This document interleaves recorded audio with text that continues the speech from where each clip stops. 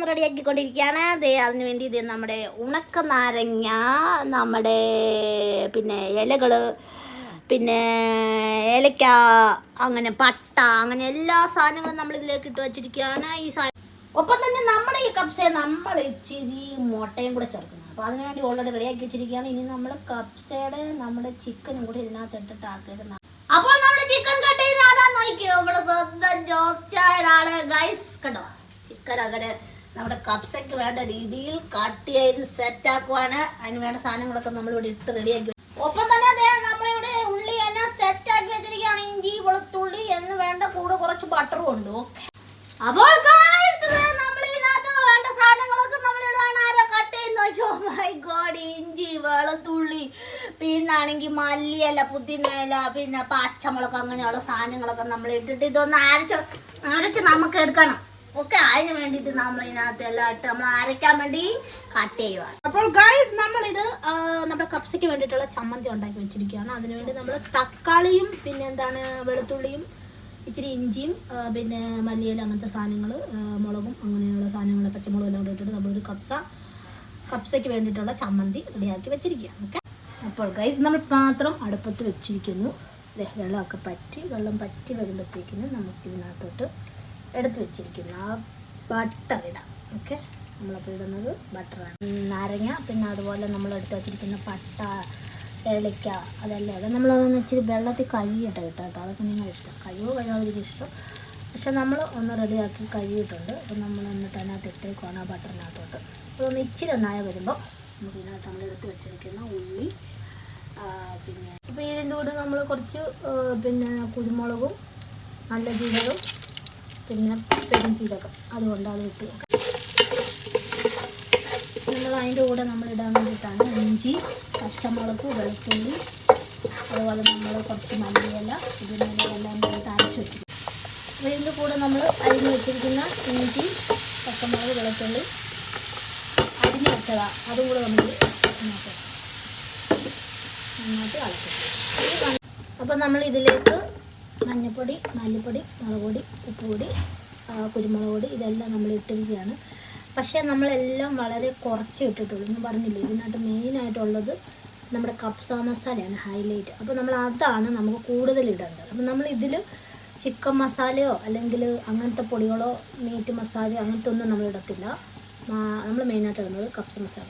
പക്ഷെ നമ്മൾ അതിനകത്ത് അല്ലാതെ കുറച്ച് എന്തിട്ടിട്ടുണ്ട്, കുരുമുളക് പൊടി, മഞ്ഞൾപ്പൊടി, മല്ലിപ്പൊടി, മസാലപ്പൊടി, മസാല നമ്മൾ ഉദ്ദേശിക്കുന്നത് കപ്സ മസാല മാത്രമേ നമ്മൾ ഇട്ടിട്ടുള്ളൂ, വേറെ മസാല ഒന്നും ഇട്ടില്ല. പക്ഷേ ഇതിനോട് നമ്മൾ മെയിനായിട്ട് ചിക്കൻ സ്റ്റോക്ക് ഇടുന്നുണ്ട്. ഓക്കെ, ചിക്കൻ സ്റ്റോക്ക് നമ്മൾ പകുതി, അതായത് ഒരെണ്ണത്തിൻ്റെ പകുതി നമ്മൾ ഓൾറെഡി നമ്മളല്ലാതെ എടുത്ത് കുറച്ച് മാറ്റി വെച്ചിട്ടുണ്ട്. നമുക്ക് ലാസ്റ്റ് ഇതിനകത്ത് ഇത് അല്ലാതെ നമുക്ക് ഇച്ചിരി ഇതിനകത്ത് ഇടാം.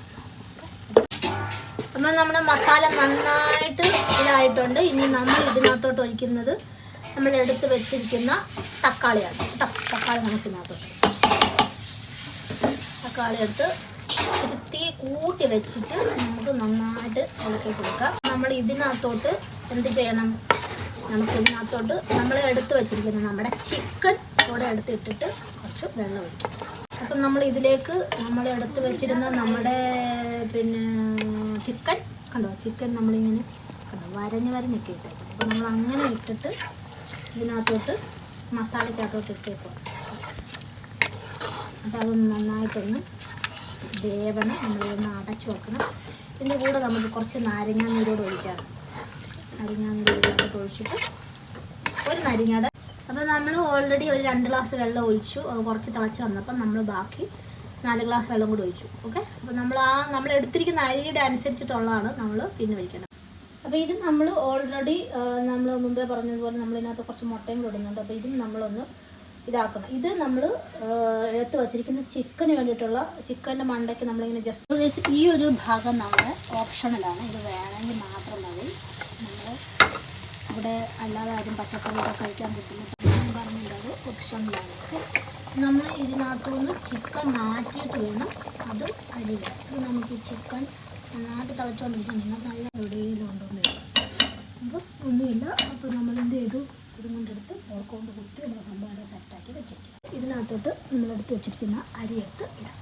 അതിന് ശേഷം ഇതുപോലെ ഇട്ടിട്ട് അടച്ച് വെച്ചിട്ട് അതുകൊണ്ട് എല്ലാ സാധനങ്ങളും ഇതിനകത്ത് ഇട്ടിട്ടുണ്ട്. ഓക്കെ, അരി ഇതിനകത്തിട്ട് ഒരു ശകലം ഉപ്പ് കുറവായിരുന്നു, ഉപ്പും ഞാൻ ഇട്ടിട്ടുണ്ട്. ഇനി നമ്മളിതങ്ങോട്ട് തിളച്ച് വെള്ളമൊക്കെ പറ്റി ചോറൊക്കെ അങ്ങോട്ട് ആവട്ടെ. ഓക്കെ, നമ്മുടെ കബ്സ ബിരിയാണി ഇവിടെ റെഡി ആയിരിക്കുകയാണ് ഗൈസ്. വെള്ളമൊക്കെ നന്നായിട്ട് പറ്റിയിട്ടുണ്ട്. കണ്ടോ, നമ്മൾ നന്നായിട്ടൊന്ന് ഇളക്കി കൊടുക്കണം കേട്ടോ. എല്ലാം നല്ലതായിട്ട് വെന്തു മസാലയൊക്കെ.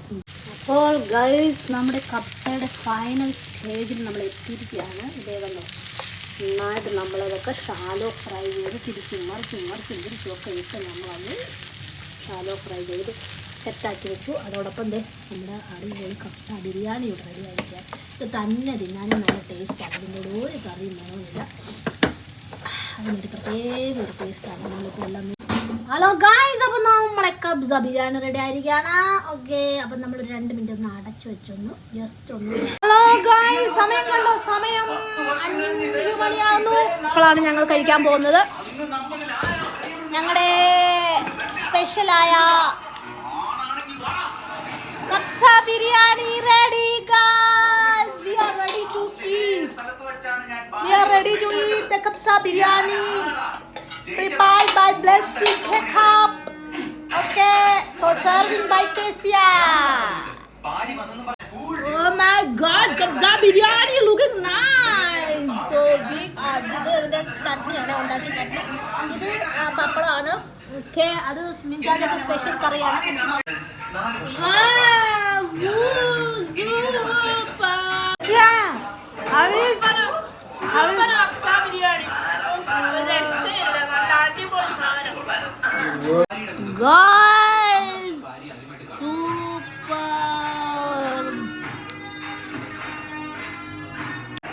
അപ്പോൾ നമ്മുടെ സ്പെഷ്യൽ കബ്സ ബിരിയാണി